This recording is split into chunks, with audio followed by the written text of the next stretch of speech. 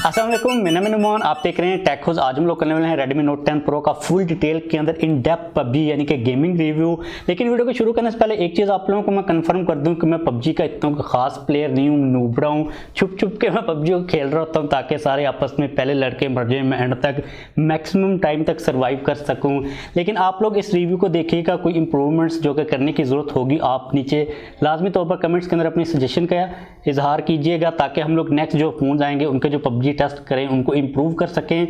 और यार इसके अंदर मैंने FPS मीटर की कोई ऐप डाउनलोड करने की कोशिश की, मुझसे कोई हुई नहीं, कोई चल नहीं रही थी। तो अगर आप लोगों को कोई ऐसी एप्लीकेशन का पता है जो कि अच्छी तरह चलते हो, आप नीचे कमेंट के अंदर लाजमी तौर पर बताइएगा ताकि हम लोग नेक्स्ट टाइम लाइव जो हमारे FPS काउंट्स हैं उनको भी देख सकें। सबसे पहले अगर हम बात करते हैं इस फ़ोन की स्पेसिफिकेशंस की, कलर तो आप लोगों को नज़र आ ही रहा होगा भाई, काफ़ी लिट कलर है। आप इस कलर को वैसे चूज़ कर सकते हो। इसकी अनबॉक्सिंग और जो मेरे फर्स्ट इंप्रेशन है वो ऑलरेडी अपलोड कर चुका हूँ। इसका फुल रिव्यू बहुत जल्द आप लोगों को चैनल के ऊपर देखने को मिल जाएगा।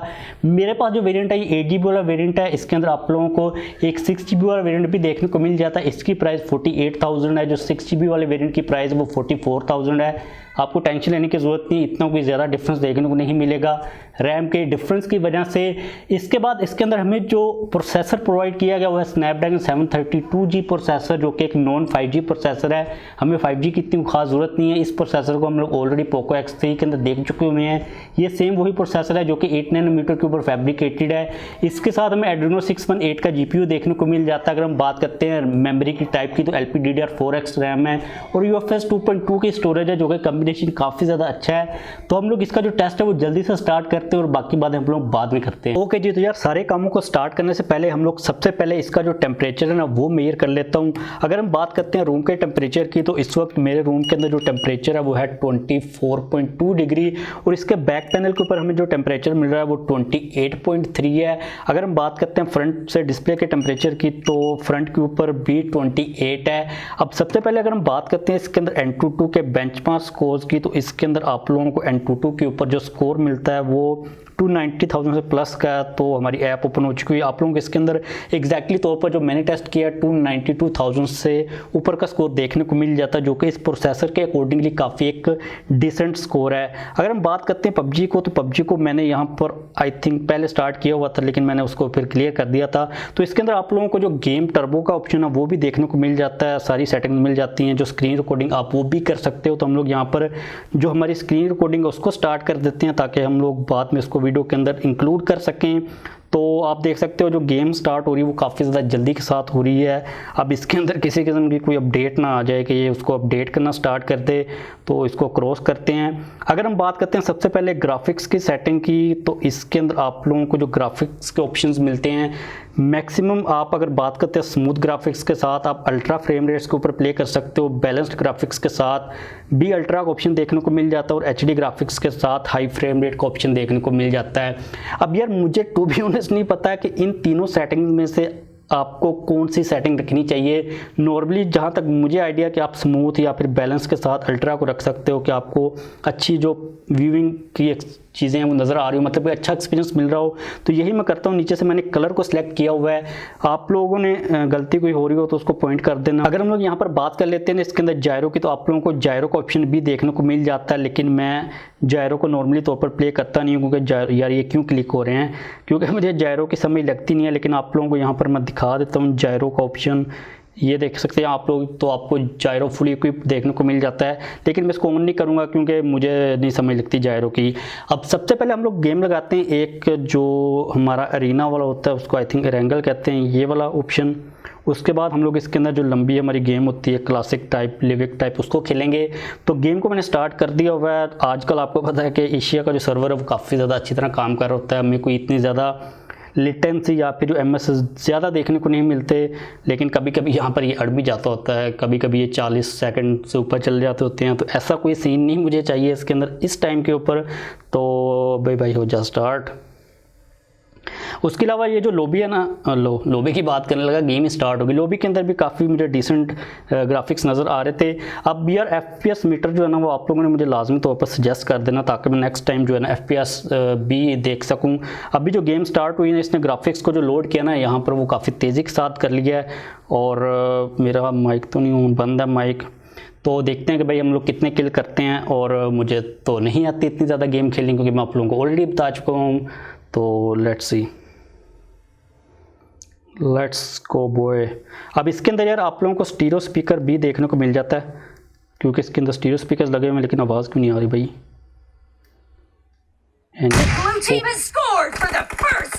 तो आवाज़ को तो मुझे, ओ शिट मैन, मार दिया मुझे। तो आवाज़ मैंने कम ही रखी है, मैं बताता हूँ बेटा तुम्हें। माशाल्लाह एक मार दिया है हमने बंदा। अबे भाई कितने आ रहे हैं, किधर किधर किधर, होए होए किधर, ओए किधर गया, ओए ओ शिट मैन। तो यार गेम के अंदर किसी किस्म का कोई मुझे लैग नहीं देखने को मिल रहा, क्योंकि इसके अंदर आप लोगों को एमोलेड डिस्प्ले मिलता है, 120 हर्ट्ज का रिफ्रेश रेट है। तो मुझे गेम काफ़ी ज़्यादा स्मूथ लग रही है, लेकिन एक्चुअल में एफपीएस कोई ड्रॉप हो रहे या फिर नहीं हो रहे इसका तो मुझे आइडिया नहीं हो पा रहा, क्योंकि मेरे पास मीटर नहीं है। लेकिन ऑन द डिस्प्ले तो मुझे काफ़ी अच्छी परफॉर्मेंस नज़र आ रही है, कोई जिटरिंग नहीं फील हो रही मुझे। और जो कलर्स हैं, जो ग्राफिक्स हैं, वो भी काफ़ी डिसेंट मुझे लग रहे हैं, क्योंकि जो एमोलेड डिस्प्ले होता है उसका तो आप लोगों को पता होता है कि जो कलर एक्यूरेसी होती है वो काफ़ी अच्छी होती है। अरे भाई बम फेंक रहा है, वो शिट, जब मेरे पास आता है तो भाई गोलियां ख़त्म हो जाती हैं। तो अभी मैं इस गेम को पूरा करता हूँ, फिर हम लोग इसके बारे में ना बात करते हैं। इसका जो टेम्परेचर है वो भी मेजर कर लेंगे।